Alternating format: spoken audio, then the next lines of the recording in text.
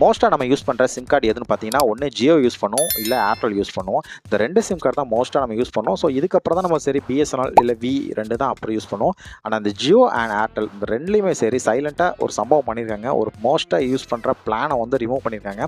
அது என்னென்னா இந்த வீடியோவில் கொஞ்சம் டீட்டெயில்டாக பார்க்க போகிறோம்.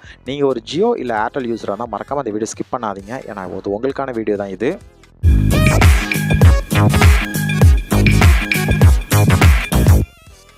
எந்த நெட்வொர்க் எடுத்துக்கிட்டாலுமே அது அஃபோர்டபுள் ப்ரைஸில் ஒரு பிளான் கண்டிப்பாக இருக்க தான் செய்யும். 1 GB பிளானில் கண்டிப்பாக எல்லா சிம் கார்ட்லையும் இருக்கும். அது ஏர்டெல்லாக இருக்கட்டும், வோடாஃபோனாக இருக்கட்டும், விஏஆ இருக்கட்டும், இல்லை பிஎஸ்என்எல்லாக இருக்கட்டும், கண்டிப்பாக இருக்க தான் செய்யும். ஆனால் அந்த ஏர்டெல்லும் நம்ம ஜியோவும் சரி 2லேயுமே வந்து அஃபோர்டபுள் ப்ரைஸில் ஒரு பேக் இருந்துச்சு. எதுன்னு சொன்னீங்கன்னா 249 ரூபாய்க்கு ஒரு பேக் இருந்தது. நீங்கள் 249 ரூபாய்க்கு நீங்கள் ரீசார்ஜ் பண்ணால் டெய்லி வந்து உங்களுக்கு 1 GB கொடுத்துருந்தாங்க. 28 நாள் அன்லிமிட்டெட் கால் கொடுத்துருந்தாங்களா.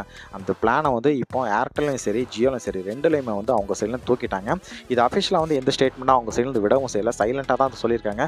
காரணம் என்னென்னு கேட்டிங்கன்னா இது வந்து அவங்க பேக்கை வந்து ரிமூவ் பண்ணிட்டேன் அப்படின்னு அவங்க நோட்டீஸ் பண்ணி சொன்னால் அவங்களுக்கு கண்டிப்பாக வந்து நெகட்டிவ் ரிவ்யூ கண்டிப்பாக வரதான் செய்யும். அதனால் வந்து சைலண்ட்டாக தான் வந்து இந்த சம்பவம் பண்ணியிருக்காங்க. நீங்கள் பக்கத்தில் இருக்க ரீசார்ஜ் ஷாப்லேயும் சரி இல்லை வந்து நீங்கள் மை ஜியோ ஆப்லேயோ இல்லை ஏர்டெல் ஆப்லேயோ சரி நீங்கள் செக் பண்ணி பார்த்தா அந்த 249 அஃபோர்டபுள் பிளான் உங்களுக்கு கண்டிப்பாக இருக்காது. அப்போ நான் என்ன ப்ரோ பேக் ரீசார்ஜ் பண்ணி கேட்டிங்கன்னா இனிமேல் நீங்கள் வந்து மினிமம் வந்து 1 மந்த்துக்கு கேட்டிங்கன்னா 299 ரூபாய்க்கு தான் நீங்கள் ரீசார்ஜ் பண்ணி ஆகணும். அந்த பேக் தான் வந்து உங்களுக்கு இனிமேல் வந்து ஏர்டெல்லும் சரி ஜியோலும் சரி உங்களுக்கு கொடுக்க போகிறாங்க. மற்றபடிக்கு இப்போ நார்மலாக வந்து எல்லாருக்குமே 1.5 GB பிளான் கன்ஃபார்ம் தேவைப்படுது. அதுக்கு மேலே தான் தேவைப்படுது. இருந்தாலும் நார்மலாக 1.5 GB கன்ஃபார்ம் எல்லாருக்கும் தேவைப்படுது இல்லை.